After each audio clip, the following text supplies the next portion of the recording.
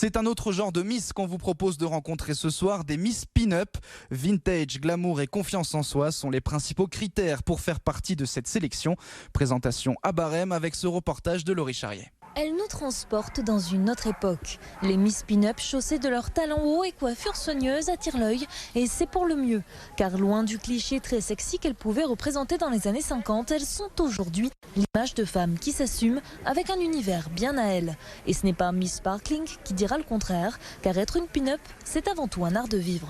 C'est une passion que mon papa m'a transmise et on a été élevés dans ce monde-là un peu grâce à lui. Donc c'est vrai que ça m'a toujours plu et la femme en elle-même est magnifique. La pin-up au jour d'aujourd'hui, c'est assumer ses formes, s'accepter comme on veut et montrer aux femmes qu'on puisse être belle comme on est. Depuis quelques années, les Pin-Up participent à un concours national. En région Sud-PACA, elles sont 11 à prétendre au titre. Une distinction qui ne s'obtient pas si facilement. Pour représenter la Pin-Up aussi dans sa féminité, il n'y a pas de vulgarité.